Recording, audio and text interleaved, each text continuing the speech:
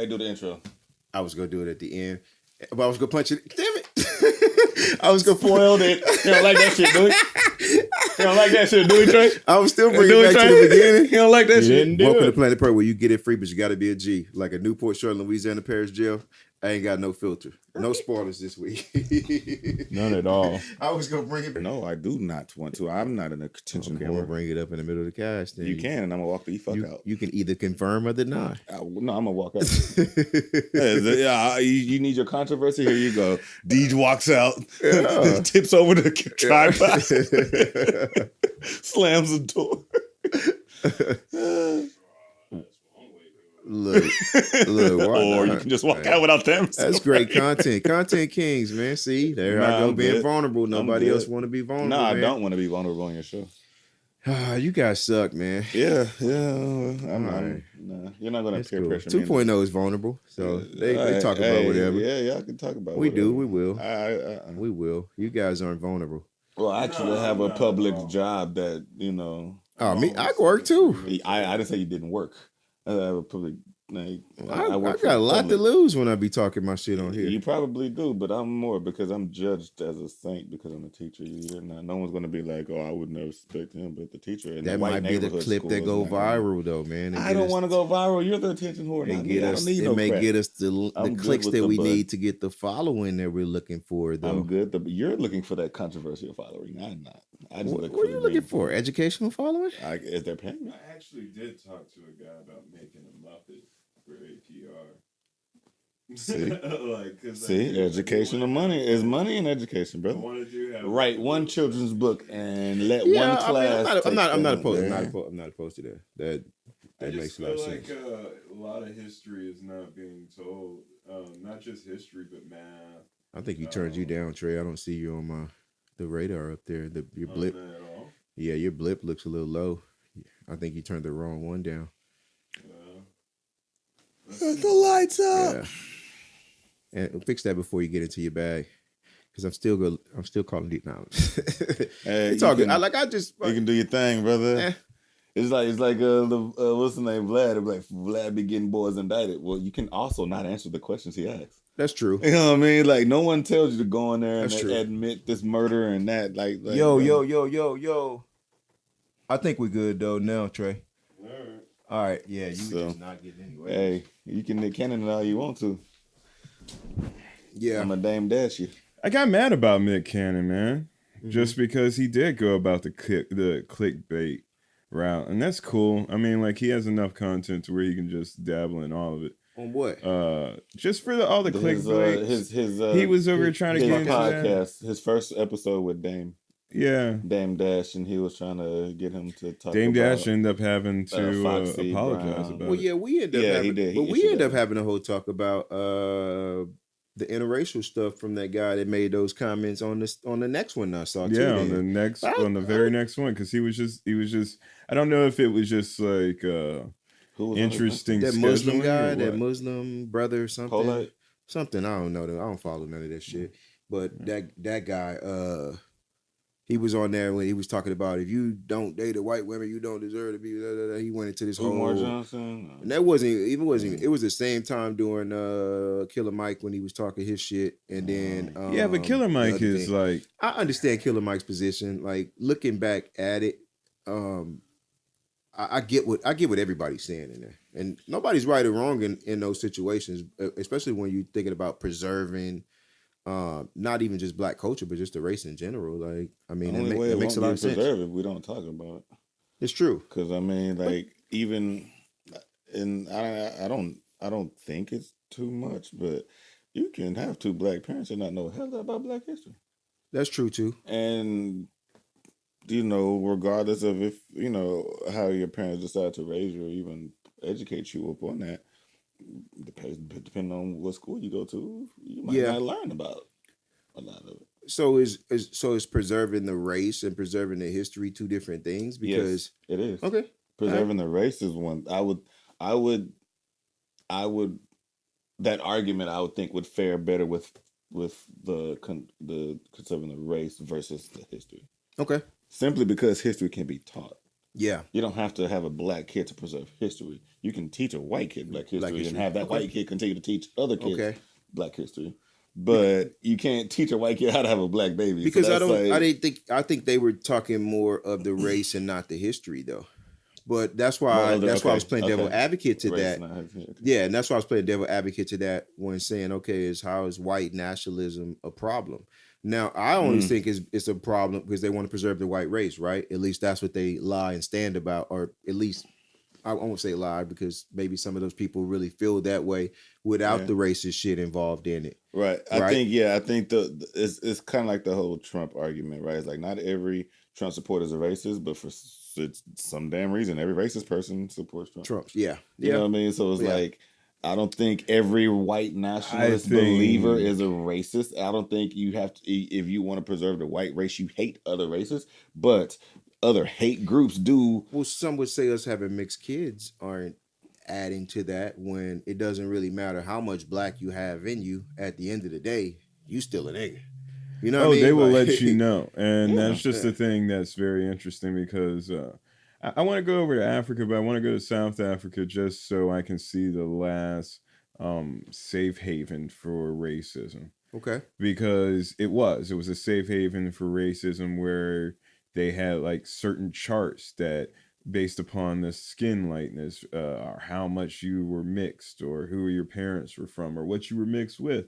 Like all these different things matter, and there were laws in place which kept them in place. Yeah. And so just because, like I would go see where Nelson Mandela was in prison and whatnot. I would do like certain things like that, but I really just want to go see racism in its final form because it was allowed to exist untethered. Like at least over here, like we at least go, all right, it's not cool to be a racist, but over there, it wasn't even a question. This is just the way that life is, and these are the ways that the laws are set. South Africa. Okay. Yeah, okay. I mean, but like when South you really I've heard Trevor Noah talk about South Africa. Yeah, and it was illegal for his mother to even have him because he was mixed, and she had to lie and say she was the nanny. Yeah. I got you. So you're talking that because I was like Upper Africa.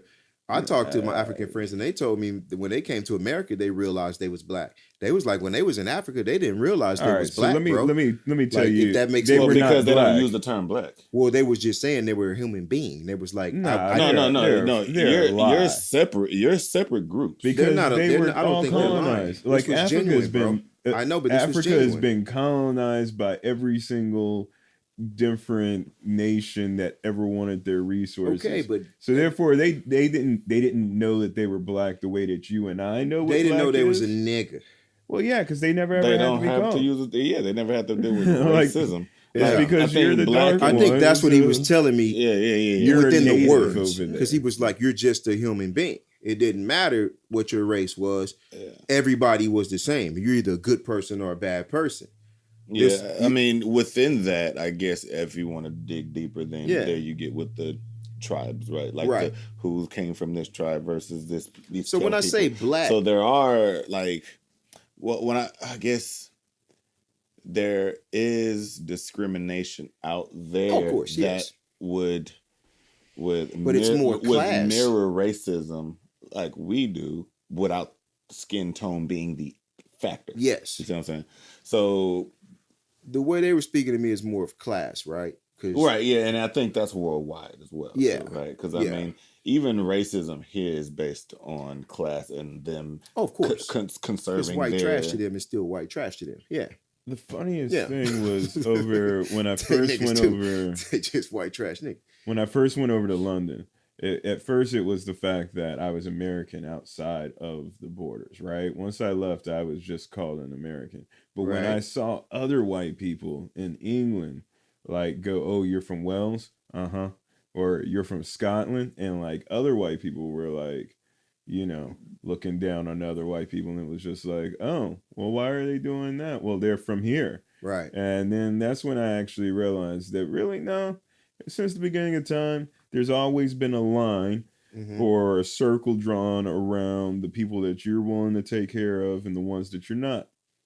These are mine, and that's yours. All the way facts. I got you. That makes a lot of sense. And so it's just like rather they use different things to continue to keep their class up, whether it's racism, whether it's bigotry, whether it's Bloods and Crips, all of them. Right. All someone has to like, this is mine, and that's you. Territorial. Right. You know what I mean? Territorial. So, I mean, like I said, we keep going back in tribes, and then just keep going. That's why I hear what you were saying about go to war with other species and type of. I hear what you're saying about the history of the Black history. I think that it should be taught more, just because a lot of things are overlooked and not mentioned, and not known. Like the Black man came up with the street light. I mean, like, come on, man. I'm glad you went straight to inventions, because I hate the fact that a lot of people talk about Black history and go straight to slavery. Like, that's it's not right. The MLK about Black history is racism. We did a lot of positive things. If you trace it all the way back, every civilization in power enslaved another civilization. Rather it was the Roman Empire or whatever. Like everybody, like dude, that happens. It happens. Yeah. Like it's a cheap business model that some people choose to inflict upon by force, right? Because force is the first currency. So if you think, let's just say we found another planet we can go to, and they have no weapons, and they're almost Neanderthals, we would make them into us. Mm-hmm. But we'll find a way to make them to make ourselves comfortable, and that's the fucked up shit. Is that to do it to make ourselves comfortable? That's why I guess that explains why everyone wants to we go all these different countries to make them a democracy like we are. Yeah, you don't want to see. Well, it makes us comfortable because we know that they're like-minded. That's the thing about APR that was when we were talking about it this weekend, was that it was just a group of like-minded individuals who were all trying to do the same thing. Right. And it's like you do want them to have the same qualities. Like a lot of Christians hang out with other Christians, not because they go to the same church, but just because you believe in Jesus as the central thing of everything that you do. Yeah. I'm going to hang out with you. I mean, so like it's the same thing with money. You hang out with people with other money so that you can make more money or to do something with money. You know what I mean? That involves money. Yeah.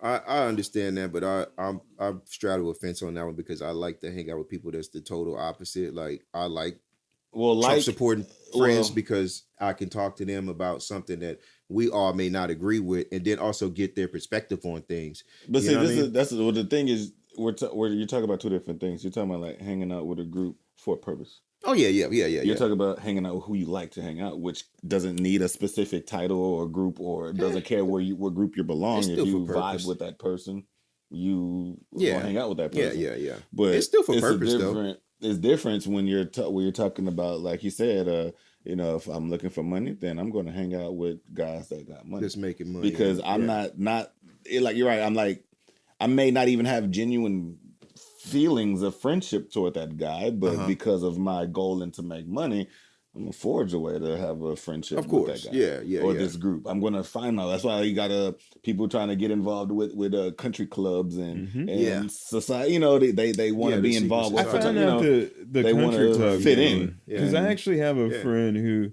they're affluent, so they're a mixed couple who belong to a country club, and I was just thinking to myself, man, I don't know if I want to. Why would you want to go and hang around people who knowingly don't want you there, or doesn't want your vision to be there, or like, you know? I just don't see him paying $500 a month to hang out with other people. That's also to be around. It's to be around those people, so that later on you have those ties. Just like I was moved from A-Leaf to Stratford, and I know people who I'm like, those are your parents. You know, it's funny. Like, I was working at the call center a while back, and that's when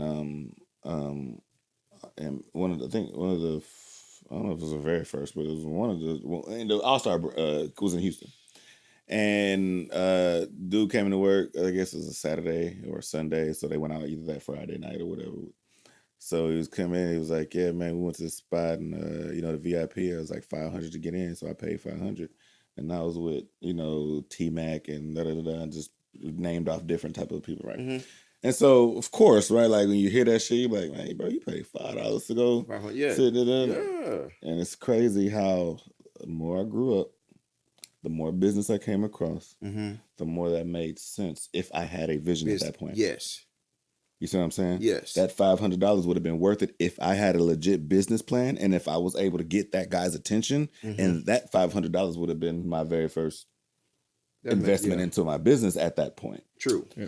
Like working at a call center back then, I was just trying to eat, you know what I mean? Or get through school or whatever. Something but at this point, they're like, hey, I think there's such and such, name any movie director or, anything. I'm pretty sure we're going to get some money together to get one of us in. Some of my biggest feuds when I was on a label and they wanted to go to South by Southwest just to be seen. But this is when you used to actually pass out CDs and people used to take your CD. Yeah. And like now they just throw your shit on the ground. It's a Frisbee. Like don't even take it out. Yeah, but just don't even. You're better off handing them a flyer or a card with a link on there and getting more attraction that way versus the CD, because nobody's carrying around those fucking CDs. Nobody probably has a CD player. But to me, it just made more sense to go out there with product in hand, whether we're selling T-shirts or merch or anything. I felt like it was better to be out there with product because we can go out there just to go out there and have fun. But what's the point of going on a business adventure with no product? Like, because I was like, that didn't make any fucking sense to me. And you go out there and you see everybody else hustling. You're like, oh, next year, let's do this. No, this year, let's do this. Because next year, this wave might be different and it might change. And we may not even be on that same business plan or model, which is what eventually end up happening. When, like, I have projections of the future as far as I'm watching the way everything is going. Like, man, these MP3s is the wave, man. These streaming is the wave. Like, let's just put the music out there and see if it bites. Nowadays, people don't really drop albums no more. They can just drop the single, see if it hits. If it hits, get the streams, and then you sell the album and you get the accumulation from the streams of the single to the album. So, like, it took years later for me to go back to them and them to be like, you know what, you was right about that. And I went to the radio station and he told me, and I'm just like, man, fuck the radio. We didn't need all of that shit. Like, sometimes we got to put ego aside and we could take my idea and your idea and make it a perfect idea or somewhere near that to where at least we have a model of failure, because without failure, there's no way to even succeed. So looking back on it, do you say that the fault was that you didn't deliver the message properly, or you did not show them the model? Like, what do you take the lesson? No, I mean, I did. And when we went out there, the next year when I took it upon myself, I paid to get burnt CDs, like, and professional burnt CDs and the cover, and we accumulated at least a platform to go out there and to do. Now, I don't really even give a shit if you threw the CD on the ground, because it only cost me like 30, 40 cents a CD. It's not like it was some extreme amount of money that we paid for 500 CDs, like 150 for 500. So, you know, you do the math on that. It wasn't a lot. So even for me to just put it in your hand and you can throw it on the ground, but at least you look at it and then we have that interaction going. And the people that did subscribe to it and follow what we were doing, you know, those are the people that are some of the people that are on the fan page now, or maybe like maybe 2 months later before I popped it in my CD player and listened to it. But see, I wasn't targeting niggas anymore, because niggas don't really buy music. So I was like, bro, these niggas ain't really trying to. I saw the niggas throw shit on the ground, so I was like, bro, let's get to these essays, the women, and then the white boys. And then next thing you know, we watched them put it in their purse. We watched the white boys put it in their little satchels and in the cargos and keep the CD and at least listen to it and become a follower. Then, so again, I'm watching a business model, and if you can watch any nigga show that come to Texas, it comes to anywhere, those festivals, they're white people out there. Those are people that buy the music. Niggas ain't buying the music no more. They'll stream your shit 1-2 times. They're the ones who buy the tickets. Yes. Well, they and buy the music too, though. But if it's hidden, it's hidden. Niggas will listen to it. Don't get me twisted. But there's a million and one ways to get music. Who's getting paid off of a stream? It's not even about the pay at first, because it may not all be there. Who gets paid off a stream? It takes 1 billion streams to go fucking gold. Yeah, that's the reason why I think that the model is still doing the chitlin circuit, still going out there. And we were still in that time. Still having to do the legwork. Because like I was over thinking about it like the other day, was like, man, I wonder if I can just like, you know, use all the equipment and everything and then just have like an open mic that I elevate to the highest form, right? Mm-hmm. And the thing is that no, you gotta perform. You have to perform music. You can't just make music. Everybody can just make music and store it into a file, but you gotta perform it to like get it out there. There's a next level. There's a next level to that though, Trey. And the next level to that is, for instance, like when I saw Toby on Sway, I was like, who the fuck is this? And I used to see his shit sponsored, post up on my, or people share it from A-Leaf, and I was like, whatever. Just another here and there shit that I see on my timeline. But it's not until I seen that Sway interview, because he put himself out there, right? And then Sway heard his shit, invited him out. When I heard him rip that Sway shit, I was like, damn. I went and searched for him on Facebook, look for his music on Dat Piff. Like, I played his song in the background of the playoffs. Yeah, they did. Yeah. Yeah. Then that's huge and that's big, bro. Like, Toby is dope. When I finally got exposed to him, though, but I got exposed to him by his hard work ethic, putting out the Soul for Sunday. I went back and what is it Soul for Sunday or what is it? I think it is Soul Food. Get Twisted. Get Twisted Sundays. Yeah. So I went back and listened to all the shit and just became a bigger fan. I watched the videos. Yeah. And I was like, yeah, man. Yeah. You know, he was just killing it off beat. Like, shout out to Toby, bro. Man, we always give him big ups on this show, but I fuck with him because he makes good quality music, man. And I mean, he makes like, but that exposure from good too. And you know, Sway used to go to South by Southwest and he'll set up his little shit. And if you could rap, Sway he was like Wicked Cricket. You feel me? He'll have niggas up there rapping all day if you felt like you could rap. And then have his little rounds where you get 3 rounds and he goes through it and try to see who's the dopest and whoever could spit. I've seen a lot. I watched those South by Southwest hyena videos, as he calls them.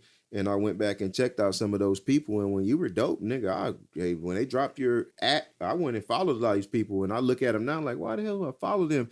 And I scroll down. I'm like, oh, yeah, that's the dude from Sway. You know, I think Toby took that momentum and just pushed through it, man, because he had that White Oak Music Hall sold out. About 4,000 people out there, nigga, 30-something. That ticket was actually like 56. They was pretty high, nigga. So I was started doing the math. I was like, damn. Was it a dinner, though? That's a good bat. No, that was the dinner. The dinner was separate. That was a all-white thing. But see, that's smart, too, by getting your fans to interact with you. Sell 500 seats to a dinner. Same thing with the Joe Budden, with the behind the scenes where you can go meet them for the meet and greet. Like, the hustles are endless. The same thing when you were saying about the Comic-Con, like people spending all that money to just go and take a picture with someone.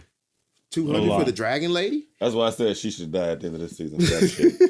$195 for a picture. I wonder how people feel now that they've seen it. Yeah, like everybody's taking that backlash. I don't really see it. No, like she said, everything that's what they. Wait, what happened? She told everybody. Oh well, it's like everybody over at comicpalooza this weekend. 1 second. All right, over at comicpalooza this weekend, they were paying like $200 a pop to go and like take pictures with the Mother of Dragons herself, Daenerys Targaryen. And like, I get it. Like, you know, I had to pop up in the booth just in case somebody wanted to swing around and sign it, but you know. I don't do celebrity pick. See, that was one thing I was over trying to explain to D is that over at the Comicpalooza, everybody has a different reason why they're in the room. Right. And so like I try to explain to people that if you hang out with me, you're only going to see the merchant shit and the places where you're going to buy everything. Okay. You really need to just go around without me. Out.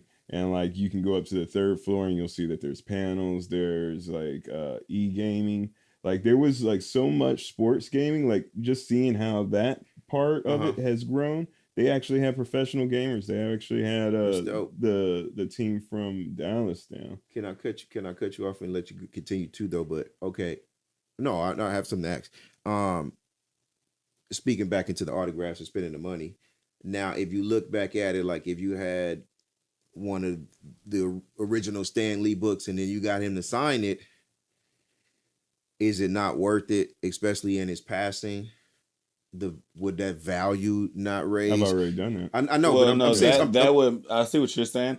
If I had something so rare maybe like the actual gown she wore on season 2. Yeah. Right? Yeah. Like the actual one that she had. Yeah. Right? Then it I'd would be take worth that it. shit up there for $200 and say, hey, yeah, hold this, sign that. Yeah. That's one thing. Because that may boost that value a couple Like, grand. So is that a lot for a signature? It depends on what I'm getting a signature for. Like if it's just because I'm a fan and I want to say I got her autograph, it's too much. Well, they did that. If I had something that I just paid more for autographs, so Drew's signature was like 150 or like, 200, and I was like, "What? I ain't going there for that shit. I'm spending no money for that." I don't knock the hustler. I just can't do it. But who was the person who was it? Matt who showed up? Geeks Corner, Matt. Yeah, Matt. Yeah. Who did he take the picture with for $40? The guy from the Fantastic Beasts, I think. No, he did Lita. He does a lot of different people. He also did the Animaniacs run as well. So that was pretty interesting. Well, I know he had came back to the booth and was like, I just got this person's picture. I get signatures on comic books because y'all know I invest in comics.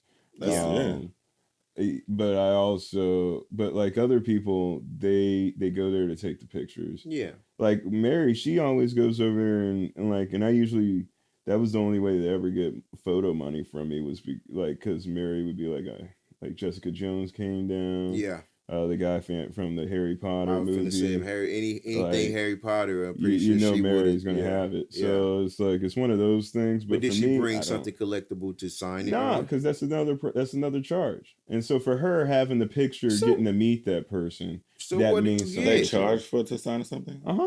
So what do you? Oh, you said picture and autograph. Like at that point it was just a picture. So the picture itself is separate, and then the autograph is a package deal. I think the picture was $195. All right, so when John Cusack came down, he wasn't doing like meet and greets. But you need to get the picture to certify the autograph, right? Not, like most people don't even certify autographs like that. Just take the picture. Yeah, but having a picture or the certificate proves that person signed that book or ball or whatever. Those pictures, man, are basically just wall hangers. Like, who's really going to take who's really going to? I thought you can certify stuff like that, though. You can certify anything you want, but who's really going to buy a picture of you with? I'm not talking about the picture. I'm talking about you taking the picture and having the comic book signed. That shows as proof. No, that's totally different. That doesn't show as proof that you had that comic book signed. No, that's witnessing and grading, and that's totally different. And so, like, you actually pay a fee to have somebody witness and grade it. That's the reason why you were saying like $200 for Stan Lee. I did that on my first book.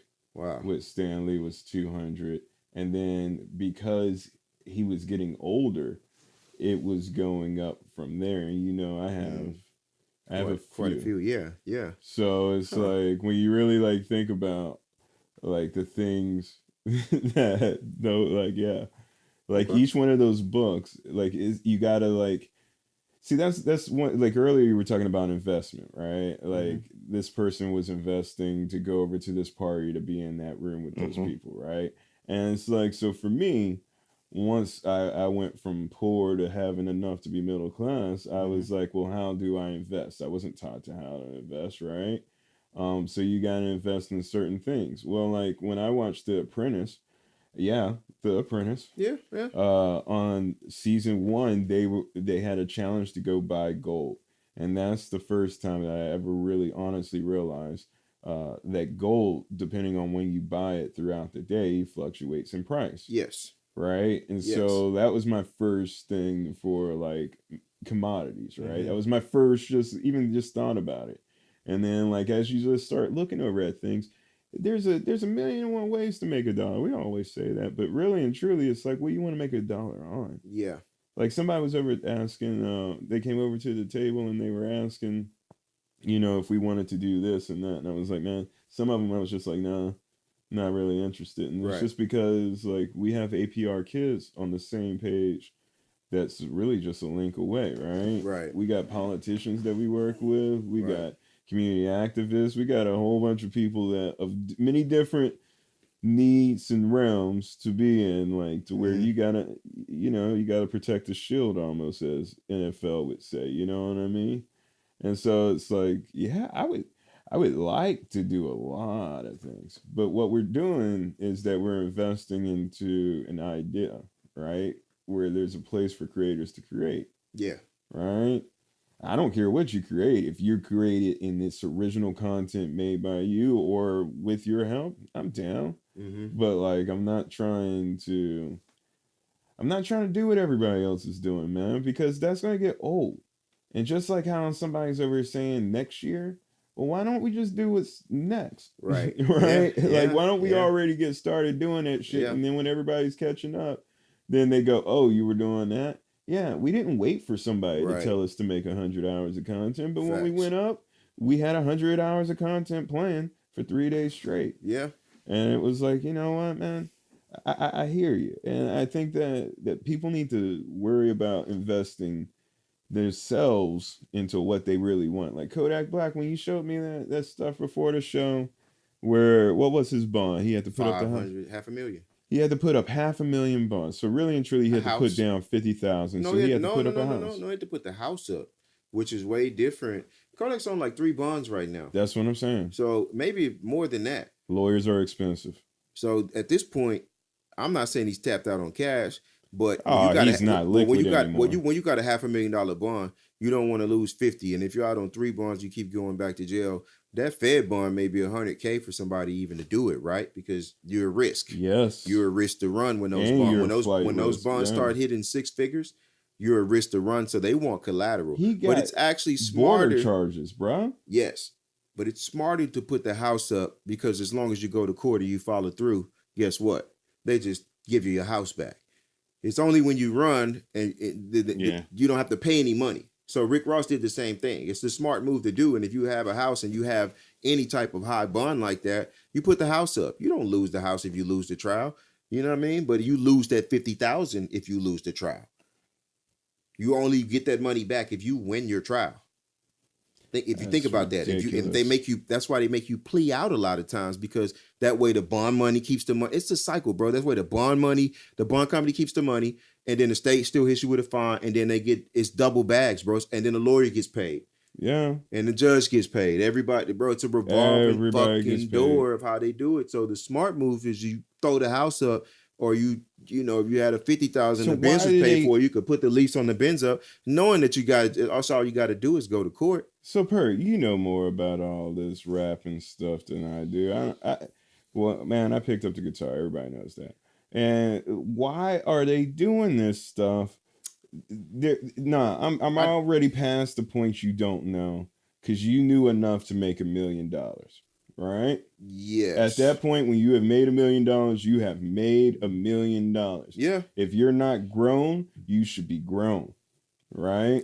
Yeah, so at this point, you're doing it. And like Joe says, it's part of a rollout, and that's what the new rappers do. I don't even think they're rollouts at this point. Right. I think these new dudes are just the stereotype of a rapper now is guns, getting shot at, getting shot, getting killed. Like, and they're not even stereotypes. These are the facts of the rappers nowadays now, because you have to live up to the hype and the bullshit that you put up out there. And then it's so hard, because it's so saturated. And you put all that energy out there. Remember we was talking about like the mystique of an artist back in the day when you weren't in front of the camera all the time. So you had to guess what your favorite artist was doing, and you're just waiting on them to put out new music. That's facts. But that's because they moved on a different hemisphere, bro. They wasn't on Earth. Them niggas was just floating up in the sky somewhere, living their life away from the general mass public.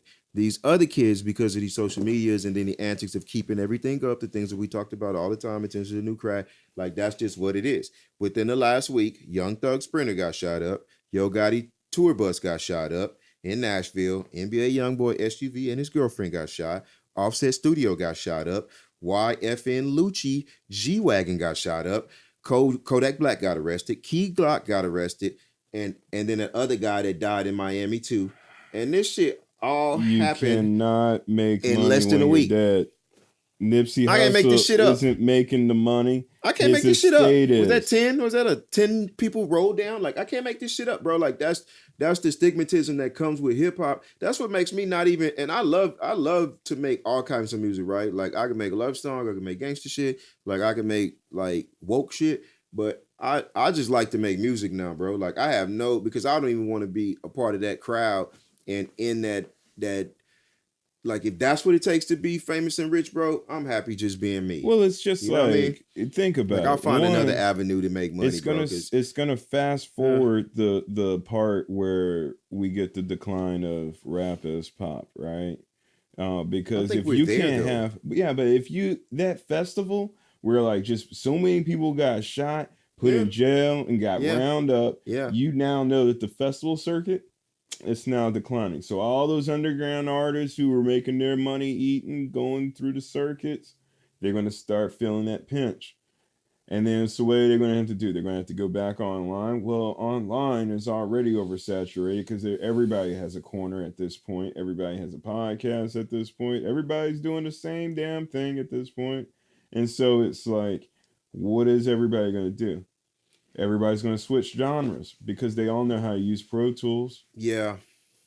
I mean, we're seeing artists like emo rap, which is kind of like emo rock, just transitioned into rap, and we're seeing those guys flourish and those new sounds kind of come about.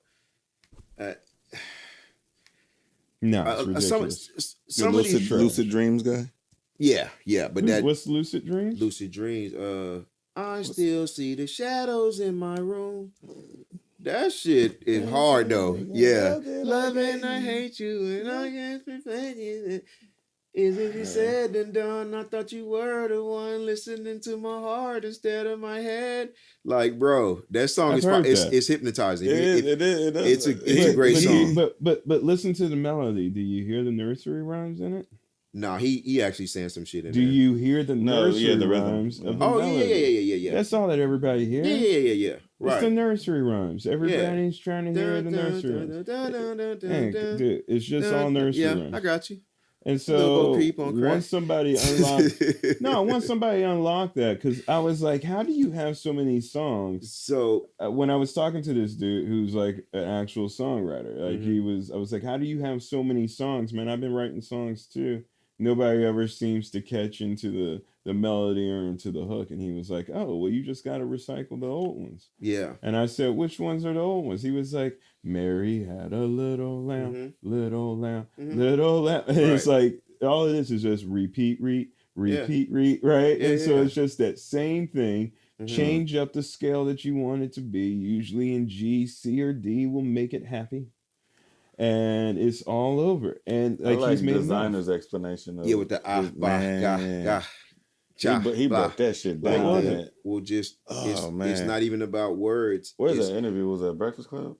Was that a Breakfast Club? I think that might have been a Breakfast Club interview, but he was just talking about the syllables, like just I'm telling you, just like the ba ga, like, and you know what I mean, like how he ends like his rhyme scheme. Yes, like, and it doesn't.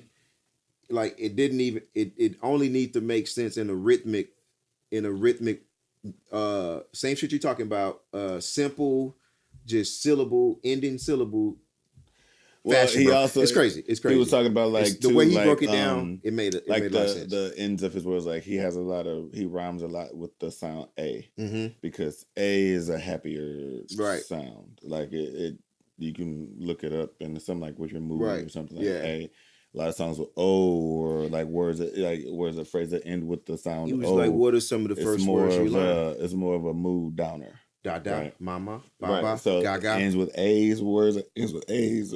Right. The A sound typically represents a more positive. Yeah. So it's like a lot of people think he just be like, hey on a track, and they be like, oh, he's retarded. It's like, nah, it's like a purpose for that, because like, think about it, like when you hear somebody say, hey, typically they're happy or in a party or I wonder why he hasn't. That's why we fuck with him. That's why we fuck with Eminem, but bending those words and making those words make. I mean, it can't just all be Kanye, because he was the first of the rollout. He had some other songs that, see, I don't know what we. Are we looking for number ones, or are we looking for numbers, bro? Because if you go look at the man numbers, he streams kind of well, bro. When he puts stuff out there, streams way better than me. You know, shit, which not saying much, but still, like, when he put stuff out there, streams, Cardi B was doing numbers before Cardi blew up, but she just wasn't doing the billions and the hundreds of millions. She may have been in the tens of millions, but she was still doing. Cardi has been a movement. They were looking for a replacement for Nicki. If you're independent, right? Because if you go look at a lot of Nipsey numbers before he passed away, they weren't that amazing. but they were still pretty decent. No, except the albums. I'm talking like songs he was putting out in the videos, and they weren't like the newer kids that were doing 25 million in one day. Is what I'm saying. No disrespect. No, I mean it's not. It's real. Like I mean, a lot of people didn't know Nipsey until he died. Yeah. I mean, it became. I think, but he was still getting money on the independent level. Go ahead. Oh, he got plenty of money. That's what I'm saying. So it was filthy rich. I just compare Nipsey to shit. What was I finna? Man, it's been 6 weeks, and who just had? I'm still discovering. No, there we go. Meek. Okay. A lot of people didn't even know who Meek Mills until the Free Meek and how that just became a pop thing. Right. You had Free Meek all on ESPN. You had free people just caught wind of it. Yeah.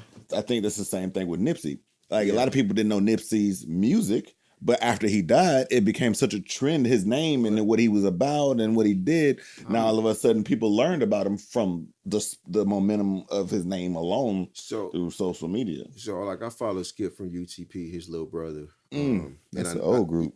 Yeah, I know your clap. Skip is still dope too, though. Like I like Skip, very animated. Probably underrated too. Probably, I would put him on my underrated list because he'd be saying some shit, but it'll go over your head, and his delivery is just bananas too. But I'm on his page watching him freestyle, so I went to Skip page. I'm on Skip page, and then I see Skip has a place called Chicken and Watermelon, where he do chicken wings, and I think he just called it chicken and water. I don't even know if they have watermelon. Maybe have a watermelon drink, but it's called. Well, he has an Obama punch. So I don't know. Maybe I don't know what the fuck the watermelon is, but he does chicken wings, different types of wing, 5-piece, and fries, and a drink for like $4.50, which was amazing. So next time I go to Louisiana, I definitely will be going downtown and stopping in there just to represent the black business, number one. And the food looked kind of fire too. So I was like, all right, cool. But I'm going through his timeline. I hit the chicken and watermelon page, and I'm scrolling down his page, and I see Nip in front of chicken and watermelon. He just like, good in any hood and woo woo woo. And I was just like, damn, what I found so fascinating about this man, and because I seen him every fucking where, and I see him everywhere. You know what I mean? Like he wasn't just on the West Coast, he wasn't just on the East Coast, he wasn't just down south. Like this nigga was everywhere in every hood, and a lot of it was around shit that we didn't even know existed. Like I ain't know Skip shit. You got 2 wing shacks, and nigga, that's entrepreneurship. Like, and they do really well. Look, every time I see a picture and people posting up, they come through and they go through the shit. So just that entrepreneurship, he was around, like what we were talking about. This fullback circle to what we were talking about earlier, where it was niggas who making money, hang around niggas who making money, right? And on some low key shit though. And I think that's what still amazed me 6 weeks later in the passing of Nip. I was just like, damn, this dude really was getting around, bro. Like, and it's not easy to go. He was making every moves, fucking hood like that too, though. Well, he let that be said. You gotta be. He invested his time, bro. Yeah. No, I just full circle just back to that. I thought that was kind of badass. That you were asking why do they have the checkered flag instead for Nipsey, and like for me, I came up with a cynical view where that was just the emoji he chose at the time. Did he do that? Did that start with him, or did that start with the fans, or with the RIP? So the question was, well, victory lap is the last lap, though. Huh? Yeah. Well, okay. Well, anyway, the question was, with this, Nipsey's slogan, I guess you can call it, or his theme, right? Being the marathon, and you keep running the marathon until it's over. This and that. Okay. And most posts when they dedicated to Nipsey, they often they often refer to as the marathon still is. Yes, the marathon continues. The marathon continues. Yes. Marathon continues.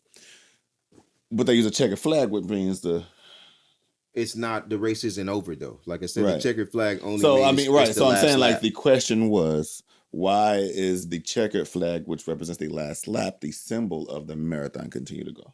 I don't know if it's necessarily a marathon to continue. Okay. I think it's tied more into Nipsey Hussle taking his victory lap and taking his final lap. And then the other hashtag is the marathon continues, which means you took your last lap, but we're going to continue what you started. That's how when I saw that, and even Game painting that on the guinea and all that other stuff, it's because that representation at NASCAR, what happens any race, right? The checkered flag means that this is the last lap, and That's why I think people. It's really the only racing emoji or lap or that you could kind of put into that. You could use the running man, but that doesn't necessarily symbolize a victory lap, right? Because a victory lap is actually when you win the race and then you run around one more time as well. So that checkered flag can be an indication of either that last lap in correlation with a victory lap, because that was the name of the last album, right? What you got, Trey? I mean, that's how I looked at it when I saw it. I didn't honestly didn't know, man. I think it's very, very interesting how it was a moment that still has shocks, because it's like, even with the Florida stuff, with the latest festival, it's kind of like, yo, man, we just went through this. Yeah. Where like people were shot for no apparent reason. We all said we were going to take different moves, man. Yeah. Like I'm so tired of but we saying the same damn things, man. I'm so ready to talk about. Yeah, we've been saying it. Well, we've been saying it all year when we started off in January. Yeah. It was like every week it was something different, right? It really was. And we get distracted off of one thing. We've been looking for Meleah for a week, and then we're still looking for Meleah, and then we're still trying to get the dude impeached with how much time left on the clock.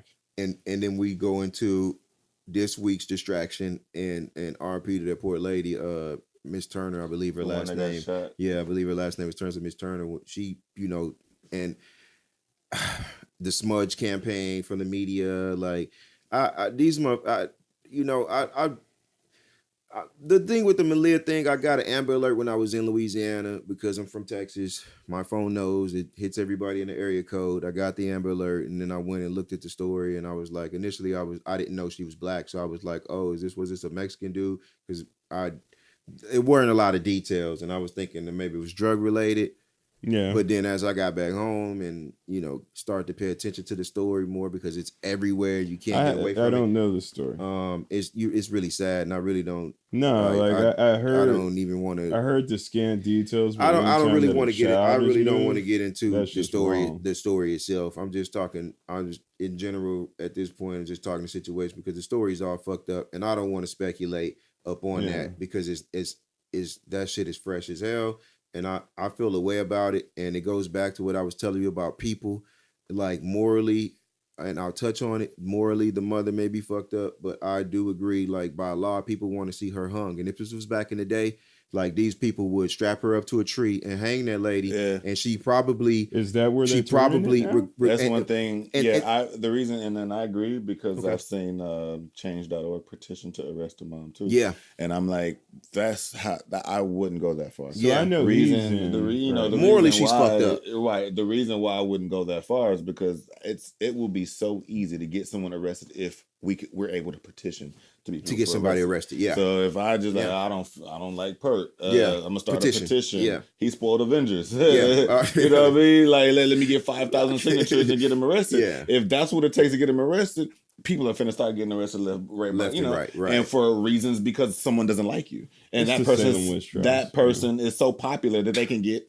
thousands of people to sign something. No, it is the Salem witch trials. That's exactly what happened. Nigga, people started pointing fingers. You're falsely accused. Emmett Till got killed for that shit, bro. It was to get closer to the and that's different in the same sense. But that man got killed for an allegation that wasn't even later on we found out didn't even happen to begin with, bro.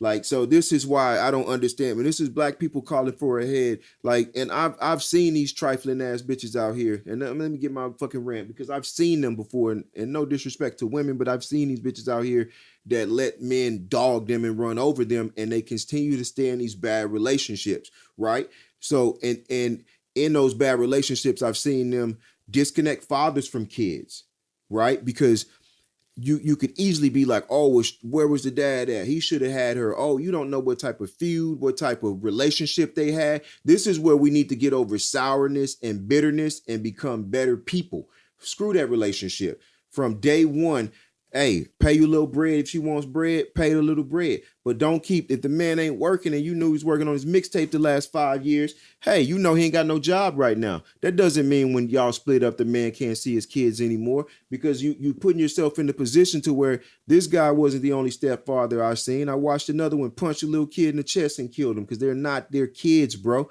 Like they don't. Not saying I'm a stepfather. I'm not going trying to kill my stepkids, but I'm a different man too, though, because I'm not sitting at home or high, depressed, or whatever the fuck the situation may be. And I know better than to do that shit because I don't want to be in jail. I've been to jail before. I don't want to be in jail for the rest of my life behind me losing my emotions, throwing controllers at my kid head and killing them and dropping them on the way to, bro. I've saw so many stories of this where it's just like, who are these men y'all letting around y'all fucking kids like that?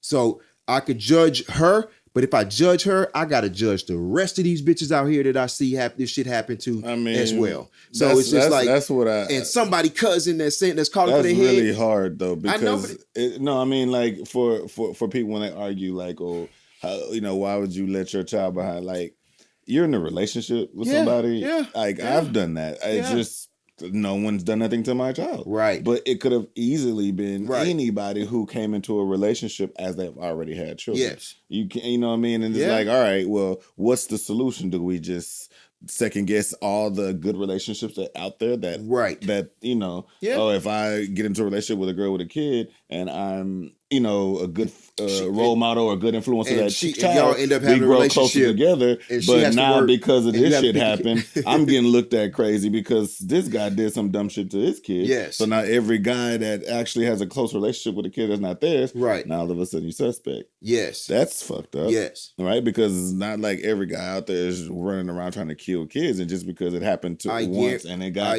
a national spotlight or whatever. Just for context clues, I think I've gotten everything that I need to get. Well, basically, and the girl was murdered by her stepfather. Well, I see some things, but no, it's all speculation. Like the truth will come. It is. Out. No. And so I'm just gonna reserve judgment because you want to know something. I'm still waiting on a decision about a cop who walked into somebody's apartment over in Dallas and shot I know you. I'm passionate about that one too, but so until I hear that one, I'm keeping vigilant in a lot of different 5 places. years on a manslaughter. This is the thing. 5 years parole or some bullshit. Bullshit. The most time you're gonna see out of that. No, it's all gonna be bullshit because it's gonna be a manslaughter. And manslaughter doesn't hold that much weight. Well, no, now it's in the system, right? Now it's in the system. And the only difference between that situation before and after this unfortunate madness that just occurred was the fact that it was just in the neighborhood and not in the system. Now that it's in the system, it's going to go through the news cycle, it's going to go through the court cycle, it's going to go through the public opinion. I expect but there's a whole there's a whole bunch of motherfuckers out here either assuming responsibility for kids or not, right? And there's a whole bunch of dudes who are dealing with women who have kids, so the world will go on. That's my whole thing about the marathon, right? Right. Is that I wanted people to really just own up to shit and take it as a moment to just try to be a better version of you. True. Right? And it's not. Everybody felt it. Everybody was there. Everybody cried. Everybody said the marathon continues. And now it's just something that we say. Yep. But are you really walking the streets? And so, here's the deal. Nipsey was younger than me. Yeah. Younger than me. Yeah. And that dude has accomplished a lot because he was investing all of his time into his goals. Mm-hmm. Into his goals. And so, I feel that, right? And, I feel the selfishness of humans. I understand it. I get it. But at the same time, it's man, that is a choice whether or not to actively be selfish. I always tell everybody all the time, they always say, man, Trey, you're nice. No, you can never ever be. I've never even seen you yeah. Let me just tell you, my natural inclination is to be an asshole. But I make the internal choice, right, for every single asshole-ish thought in my head, whether or not to say it. I make that choice, not anybody else. I haven't learned that. Yeah, I'm about to say the same thing. Not anybody else. Well, it's because my OG, the one who taught me the game on many different levels, taught me chess. And he said this. He was like, you want to know the difference between everybody out there who's out there selling that crack and why I keep you close to me. And I'm like, why? Because he says, because you can see that everybody else is doing something and you're not worried about what's happening in the center. The center is where you are sitting, right? So I'm a watcher, right? When Pert says the watchers, I look at people. I watch a situation. I'm over here trying to figure out what the hell is going on. Because in my world, I have a natural inclination to do a lot of different things. But how will that affect everybody else? Yeah, you can take me into a room full of racist white people, which has happened. Oh, yeah, I've been there. And I sat there and I understood and I smiled and I shucked and jived, right? Just because that is survival. Yeah. It's the game. It's what you got to do to go in and out and navigate, man. And that's the thing, is that people aren't navigating anymore. They're going over into these bullshit. They're talking about themselves on Instagram, going on over there with guns that they've already seen on your fucking Snapchat and Instagram posts as you're going over to Florida that you've already booked. So they're waiting for you. Yeah. And you go there. Yeah. And you're surprised that you got pulled over and somebody wants to search? Or you're surprised that somebody who wanted to shoot you shot you? You're surprised by all this? You're not trying to get away from your selfish self, which is, what do you want to do? I want to go over to Florida, go fuck these hoes. No, I want to go over to Florida and make this fucking bread so we can move on over to the other place, is the way that you should be thinking. Not trying to get into this fucking beef. I don't give a fuck about another man, what he thinks about me. Facts. Right? Facts. I'm a grown-ass man to make my own shit. Preach, Trey. I'm trying to make enough money to have self-made tattooed on my fucking body already, so that I can say that. But it's like all these damn kids right now, they're not investing in themselves. And so what's going to happen is that they're going to ask for somebody to pay them. They're going to ask somebody to pay them. If they make it there, though. They're going to look over at the jobs and just ask for a job and ask for a job. I'm in that same position. I'm asking for a job. I go over to a place to hope to get that money, right? Instead of making that money every single day by my own means. And if you do it right, you have so much potential in this day and age with the internet, with as many different people who are hustling around you naturally, to make money to where you don't have to ask another motherfucker for a damn thing. True. But right now, you're worried about how many likes you got, or how much clicks you got, or who's saying this. So this is what I have. That's my little last piece. It's school night for me. Right. But when you're talking about, likes, and pretty much revolves around the crack attention, comparison. One thing that I really got pushed back about the case or whatnot, it's like the whole Quanell X appearance. Yeah. And, I guess reading about that there were several lawsuits out. Those are old, though. He's been going through this for a minute. Well, yeah, but I mean, just it just relates. Reading about what they were about, right? Like he came across as an attorney. Attorney saying, I can make this happen. He didn't do it, and blah, blah, blah, right? And so now I'm like, with a high profile person as he is, it comes with the territory, right? It's lawsuits, accusations, right? Get that. Then you turn on news on, it's like, all right, man, this to me, this is some bullshit. And that's it just killed my perspective again about all of that. But like when he's coming on there and he's answering these questions in the courthouse or wherever they were at the time, where everyone would just ask them questions. Out in front of their apartment.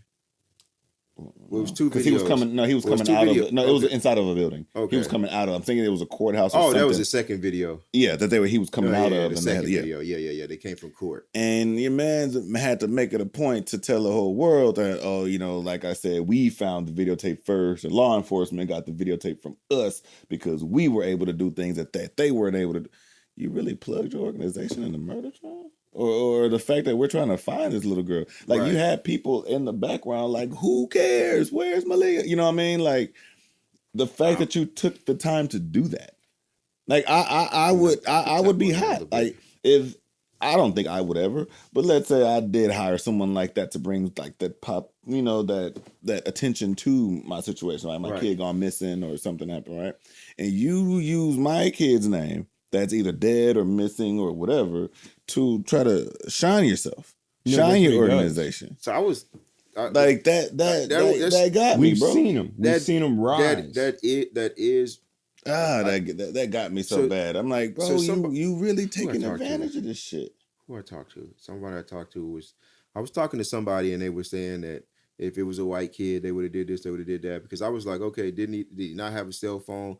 Or they not trying to pinpoint? I think it was me and you were talking about that, and maybe that energy that he's bringing, maybe why didn't they find this shit yet? You know what I mean? Are they not pinging the towers? And you can get a triangle to see which tower, but having a triangle area to search versus just having the whole state of Texas, 200 something thousand square miles to search, however big this motherfucker is, something ridiculous to search. Yeah, that's kind of broad. So why are they not bringing out the latest technologies? I could see people saying that, but I don't think that's true because the fact that they got DNA done in less than a fucking week. Well, I just don't think they tell us if they did use it, right? Like I mean, they're not going to make it. Oh, today we used a. They're not going to give every. I watch enough First 48 to know how that shit works. Anyway. But that's still what they want you to see on any type of show on TV. Don't take your cell phone with you to go bury a body. No, everybody should know that because regardless if it's on or off, just don't take it with you. If you're the point is this: we don't know if they're not using it or they are. That's what I'm saying. I don't. They're not going to come out and like, hey, today we did. But from a black perspective, a lot of times, a lot of black girls come up missing and we never find them, and we don't get the same look. That's true. I mean, they had the whole campaign with Michelle Obama, right? She did her whole campaign about the like where's the girls, right? In Chicago, they've been kidnapping girls for quite a while now. It's a big number a week, like 5 or 6 a week. We're really going to talk about that city one day, man. Like we can go, but not today, because I have a lot. Not today. No. But like one day we're going to talk about Chicago. That was the only point. That was the only point to that I wanted to get back to that. In closing, though, last question that I have is going back to the attention crack. Is Instagram right to take away the likes so people don't have the likes? So you don't see how many people are viewing your live, or you don't see how many likes you get.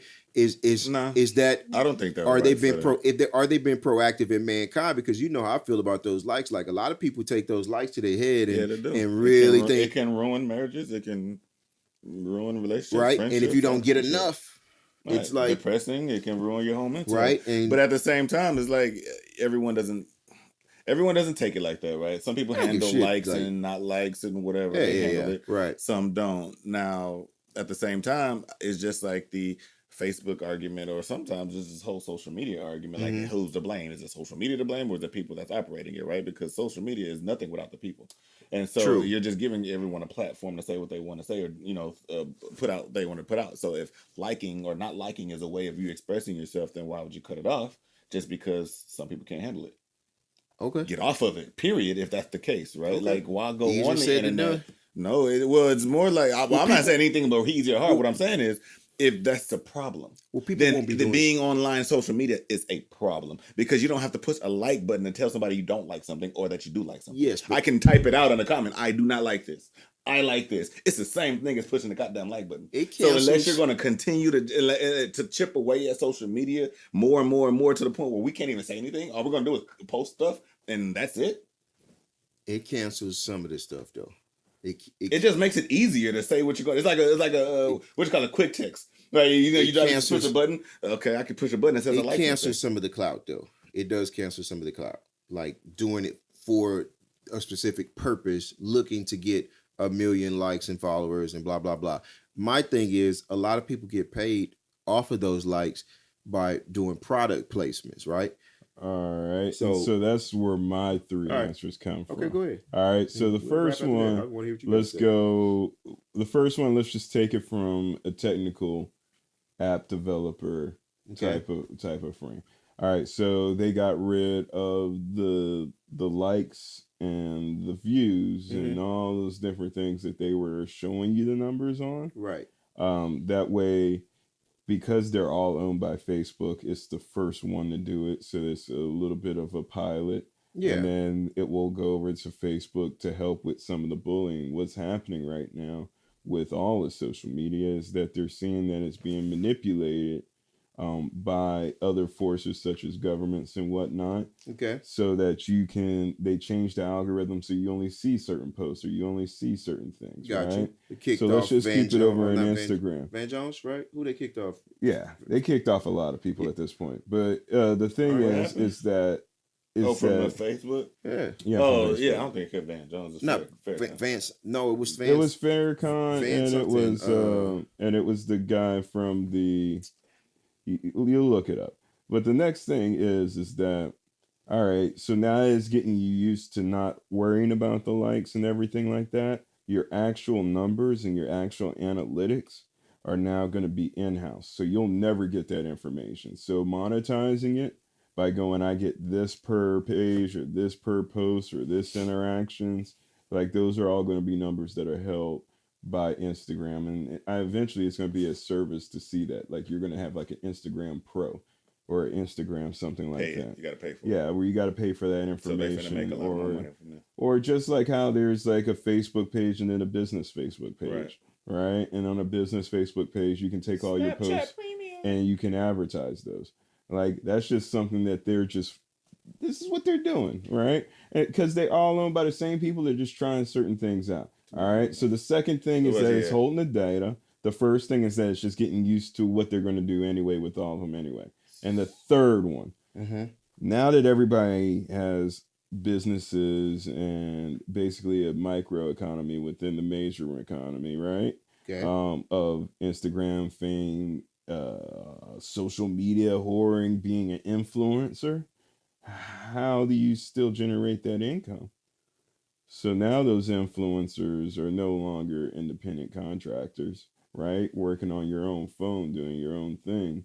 Now you're going to have to pay somebody to be an influencer. You're going to have to be owned by somebody so that you get advertisements or something now. Are you going to sell ad dollars on all your posts now? Okay. How are you going to still generate that money? Because I know nobody's liquid. I know everybody's borrowing out on credit. You know I'm right, bro. So we saw the rise of Fashion Nova for that, though, right? Yes. And that's why I was just bringing it up.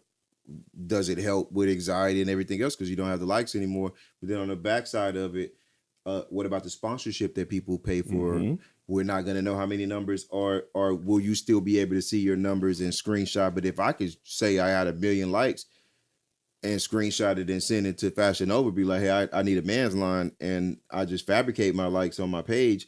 It's like, how do you give them access to even see that anymore? How do you know that they're followers? So there's a page, there's a. But there's still. So I know for sure it was Farrakhan and it was somebody else, one of those far right. I know what you're talking about. One of those far right ass people, not Van Jones, but somebody else. They deleted his page too. Yeah, it wasn't just, it was a few people. It was a few Alex Jones. Alex Jones. Alex Jones. Jones, right? Yeah.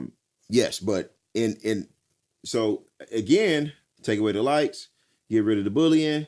Like Facebook blocked me from bullying twice. That's the Trojan horse, is that it's bullying, right? It's that it's about mental health awareness and it's about bullying. It's the reason why we're doing it. But all it's doing, we're a bunch of pansies. No.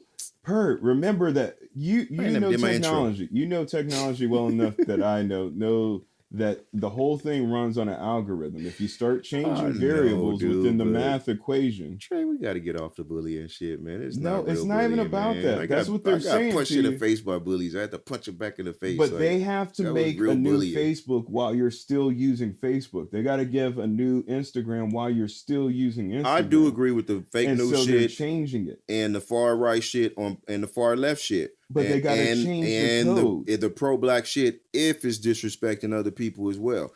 I agree with all. You're distracted by the guidelines. I agree with everything they're doing. No, you're distracted by the guidelines. I love it. See that they're changing it so that they can own it.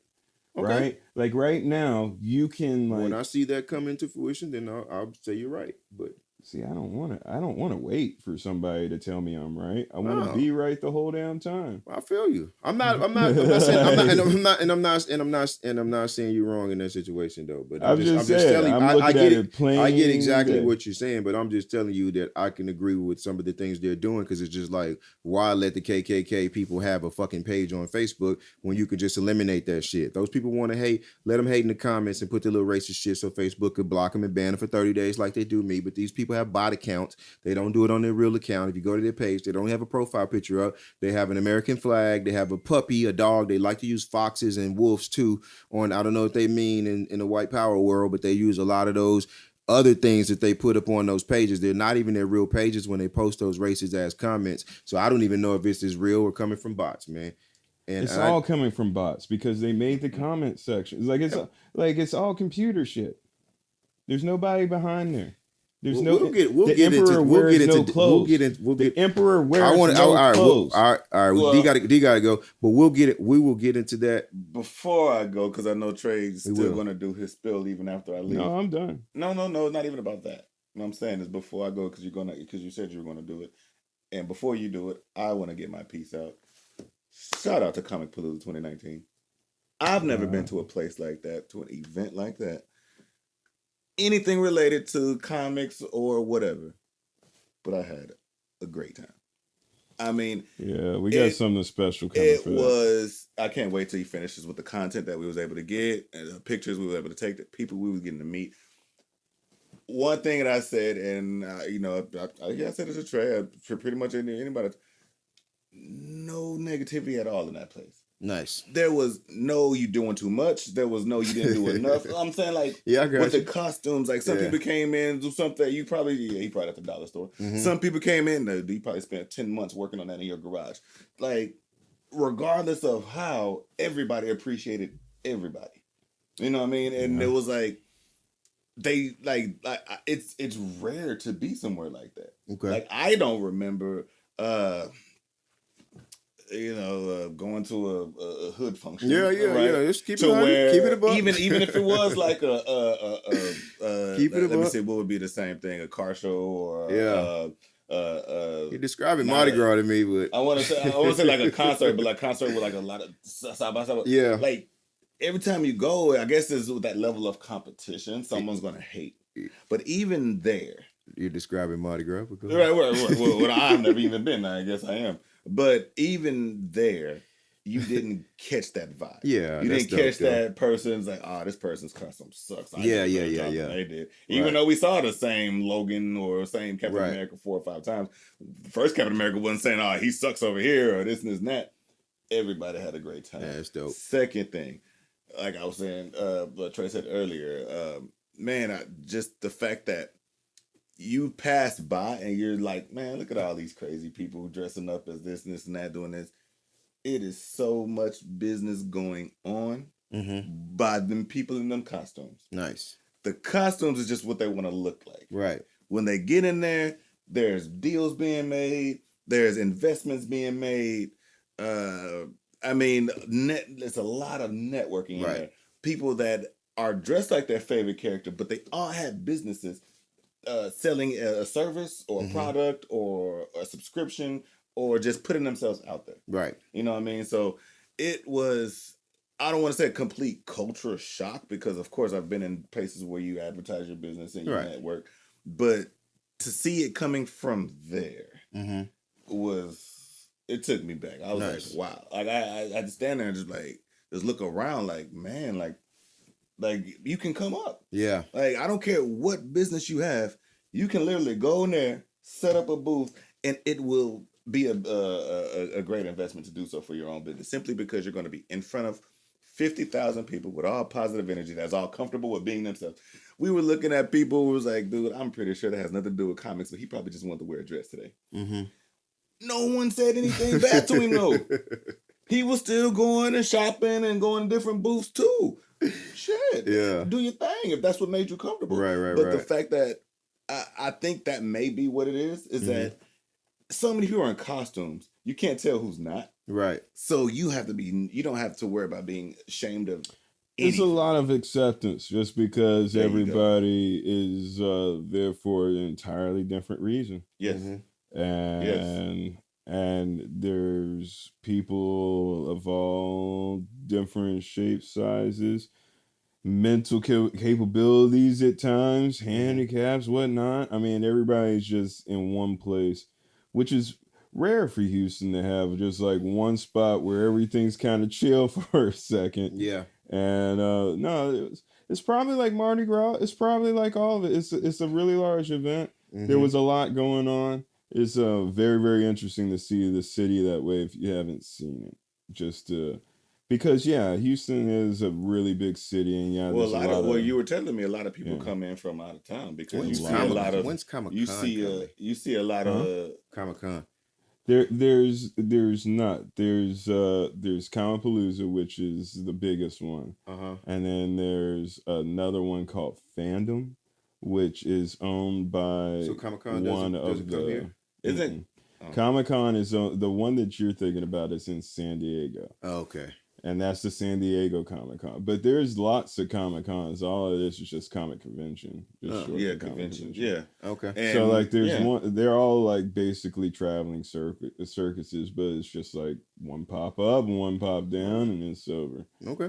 So I mean, just going in there, like, I guess the setup day and seeing the setup day, that was very interesting having you there because it was like it's so funny. I've been there so many times with Dork Buzz that I had forgotten what it's like to come in and go, wow, this is going to be full.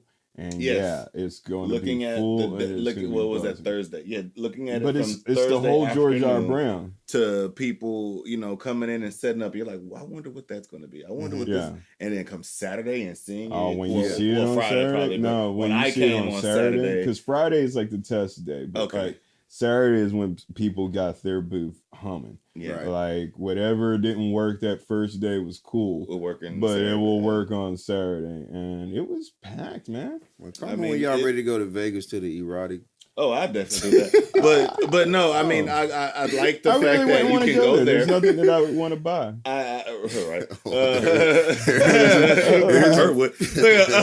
There's a few things.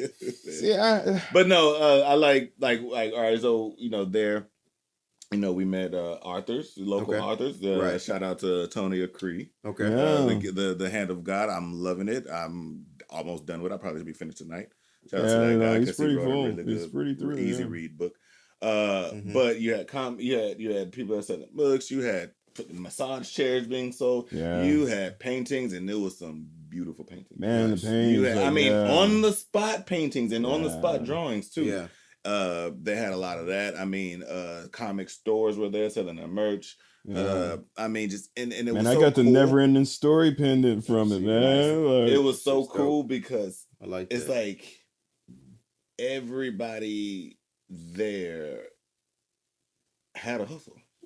Everybody. It wasn't even just everybody had a hustle. Everybody had a hustle. Everybody had a hustle. They were either selling something or promoting something, supporting something. Yeah. But it was all love. I mean, I don't think anybody came by our booth and was like, what the hell? Everyone wanted to know more. There was love, man. It was, so we like I said, we met some great people. Yeah. Did a little 15-minute quick little sit down with Alexis. Mm-hmm. She's so beautiful. Man, she probably might be on the APR roster. Like, she has a little movement going on her own. Sit down for a longer time than 15 minutes. So it's like, yes. Yeah, okay. She's a gamer. She's a cosplayer. She makes a lot of content. I might do a cosplay next year, so she's supposed to help me out. And so, like, I actually want to get into more of the makers thing. We took some applications in for some of the news shows. I don't know. We're getting the roster right for the next season coming up. Definitely. There are a couple of shows that you're gonna like. The Comicpalooza recap, we're going to have that in a couple of days, probably, maybe even next week. All depends. The idea just keeps on getting bigger and bigger. Didn't expect such a response, but once we got the response, it was kind of like, man, we got to do something to say thank you. So everybody who came by the booth, thank you. Everybody who will be there next year, wait till we see what we're gonna do next. And that's Yes, about sir. it. Planet Pert Podcast, episode number 25. Thank you for tuning in to the Planet Pert Podcast. Shout outs to. This is a always press record production.